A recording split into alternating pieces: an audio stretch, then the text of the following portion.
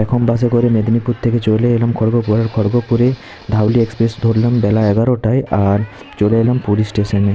এখন পুরী স্টেশন থেকে বার হচ্ছি, দেখতে পাচ্ছ ভিড় কতটা। আর এটা হচ্ছে পুরীর স্বর্গদ্বার ব্রিজ, আর এখানে রয়েছে সেই মহাপ্রভু শ্রী চৈতন্যদেবের স্ট্যাচুটা। এটা হচ্ছে মেরিন ড্রাইভ রোড, আর এই রোডের এক সাইডে ওই সোজা চলে গেলে যাওয়া যায় স্টেশনের দিকে, আর অপোজিট সাইডে চলে গেলে যাওয়া যায় লাইট হাউসের দিকে। আর এটা মেলা বসেছে। এটা সকালবেলায় শ্রী চৈতন্যদেবের স্ট্যাচুটা, এখন সূর্য উঠছে, দেখতেই পাচ্ছ কত সুন্দর। আর দেখতে পাচ্ছ এই সময় জাল টানা হচ্ছে, মাছ উঠছে কত। ভিডিওটা পুরো দেখো, যদি ভালো লেগে থাকে লাইক কমেন্ট শেয়ার সাবস্ক্রাইব করবে। আর হোটেল সংক্রান্ত বা খাবার দাবার বা ট্যুরিস্ট সংক্রান্ত কোনো কোয়েশ্চেন থাকলে অবশ্যই আমাকে কমেন্টে জানাবে, যতটা পারবো আমি হেল্প করে দেবো। ভিডিওটা ভালো লাগলে অবশ্যই লাইক কমেন্ট শেয়ার সাবস্ক্রাইব করবে। এটা একটা সামুদ্রিক কাঁকড়া উঠেছে জালে।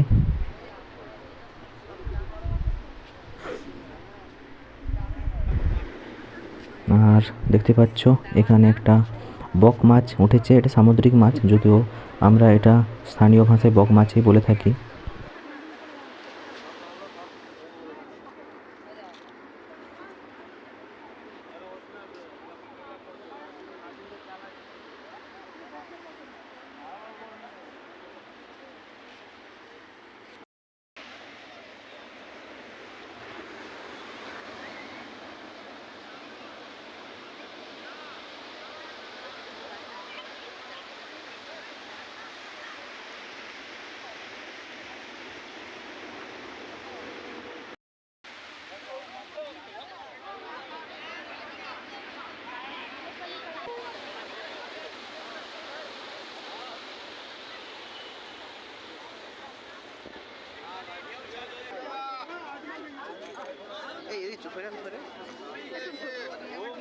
আর এই একবার জাল টানা হলো, আর তাতেই দেখতে পাচ্ছ কত মাছ উঠেছে, আর জাল ভর্তি মাছ উঠেছে। আর এখানে এই মাছগুলো বিক্রি করা হবে।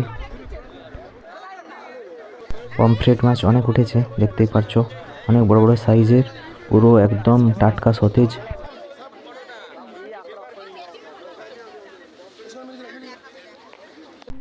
আমি একটা চিংড়ি কুড়িয়েছি, দেখতেই পাচ্ছ কত বড় সাইজের চিংড়ি, আর এর সুঁয়োগুলো অনেক বড়। আর এখানে যে মাছগুলো আছে ছোট মাছগুলো চলে গেল, আর যারা যে মাছগুলো কেনার আছে তারা এখান থেকে মাছ কিনছে। পর্যটকরা যারা আছে তারাই মাছ কিনছে এখান থেকে, টাটকা টাটকা মাছ দেখে নাও।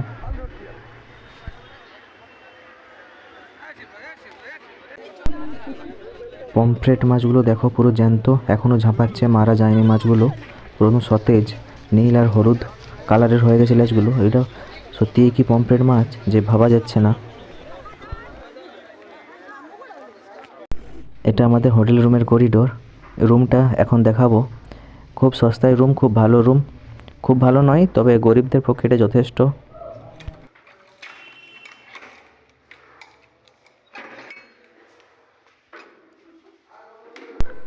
বিছানাটা একটু মেসি হয়ে পড়ে আছে, এটা ইগনোর করবে। আর এখানে রান্না করার ব্যবস্থাও আছে, এটা রান্না করার জায়গা। আর এটা বাথরুমটা দেখিয়ে দিচ্ছি, বাথরুম একদম ঝাঁকাঝাঁক পরিষ্কার বাথরুম, কোনো নোংরা নেই, শাওয়ার টাওয়ার সমস্ত ব্যবস্থা আছে। কিন্তু এটা শীতের জন্য নয়, গিজার নেই শুধুমাত্র, তার বাকি সমস্ত ঠিক আছে বাথরুম। এই হোটেলের একটাই সবথেকে ভালো দিক লাগলো যে দুবেলা এসে এভাবে রুম পরিষ্কার করে যাচ্ছে, এটা খুবই ভালো লাগলো। অন্যান্য রুমে হয় কিনা জানি না। এটা জগন্নাথ দেবের মন্দির, উপরে পতাকা দেখো, এখন সমুদ্র দিক করে উড়ছে, কিন্তু অ্যাকচুয়ালি এখন সমুদ্রের বিপরীত দিকে ওড়ার কথা। এটাই একটা অলৌকিক ব্যাপার।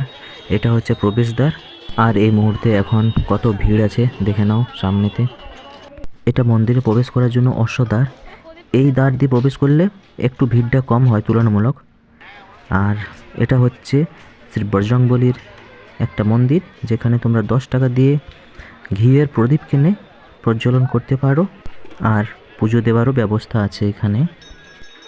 এই প্রদীপগুলো 10 টাকা থেকে শুরু, তারপরে যত দামি নেবে তত দামি পর্যন্ত পাওয়া যাবে। এইভাবে প্রদীপগুলো নিয়ে তোমরা বজরংবলীর মন্দিরের সামনে জ্বালাতে পারবে। তবে প্রদীপগুলোতে পিওর ঘি নেই, এর সঙ্গে ডালডা মেশানো আছে, স্মেল আসছে। কিন্তু যাই হোক, পুজো দেওয়ার জন্য এটাই অনেক। এখানে তোমরা জ্বালাতে পারবে আর পুজো দিয়ে এখানে তোমরা মোমবাতি প্রদীপগুলো জ্বালিয়ে দেবে। এই যে কাঠগুলো, এগুলো জ্বালানি হিসেবে ব্যবহৃত হয় মূল মন্দিরের প্রসাদের জন্য। এভাবে প্রত্যেক দিন ট্রাকে ট্রাকে কাঠ আসে জ্বালানির জন্য। আর ওই যে ফানেলটা দেখা যাচ্ছে, ওখান থেকে বর্জ্যবস্তু সংগ্রহ হয় ট্র্যাক্টরের দ্বারা। আর এটা হচ্ছে প্রবেশদ্বার, এটা অশ্বদ্বার বলা হয় এই দ্বারটি। এই দ্বারটা দিয়ে প্রবেশ করলে তুলনামূলক ভিড়টা একটু কম পাওয়া যায়। ভিতরে মোবাইল বা ব্যাগ নিয়ে প্রবেশ নিষেধ। পাশেই আছে জমাঘর, যেখান থেকে তোমরা মোবাইল আর ব্যাগ তোমরা জমা করতে পারবে একবারে নিঃশুল্ক। উপরে ধ্বজা উড়ছে সমুদ্রের দিকে মুখ করে। আমাদের লাগেজ অনেক ছিল, তাই আমরা পাশে একটা পেড জমা ঘরে আমাদের ব্যাগ, লাগেজ, জুতো সমস্ত রেখেছিলাম 50 টাকার মূল্যের বিনিময়ে। এতক্ষণ যদি ভিডিওটা দেখে থাকো তাহলে আশা করি সবার ভিডিওটা ভালো লাগছে, তাই লাইক, কমেন্ট, শেয়ার ও সাবস্ক্রাইব করে দিও। এটা মন্দিরের সামনের দিকটা। এখন বেলা 1:30 বাজছে আর দেখতে পাচ্ছ এই মুহূর্তে কত ভিড়। আর এই সামনের যে গেটটা আছে, গেটটার কাছেই আছে পতিত পাবন শ্রী জগন্নাথ দেবের মূর্তি, যেটা খুব ভাইরাল আমরা ভিডিও ছবিতে দেখতে পাই। আর ওই পাশে যে লাইনটা দেখতে পাচ্ছ, ওই পাশ দিয়ে মূল সিংহদ্বার হয়ে ঢোকার রাস্তা আছে। ওইদিকে প্রায় 2-3-4 হাজারেরও বেশি মানুষের ভিড় পড়েছে এই মুহূর্তে। ওটা দিয়ে ঢোকা একেবারেই অসম্ভব। এরপরও মন্দিরে ঢোকার পর ভিতরে লাইন দিতে হয়, এটা শুধুমাত্র মন্দিরে ঢোকার লাইন। আর অশ্বদ্বার হয়ে যদি ঢোকো তাহলে ভিড়টা তুলনামূলক কম হয় এই মূল দ্বারের থেকে। এখন বিকেল হয়ে এসেছে আর আমি আছি পুরীর স্বর্গদ্বার বিচে বসে।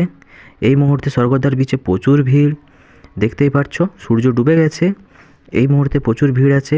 আর দূরে দেখা যাচ্ছে মেরিন ড্রাইভের রাস্তার লাইট, যেটা চলে গেছে একবারে লাইট হাউস পর্যন্ত। আর এখন জলের আওয়াজ প্রচুর।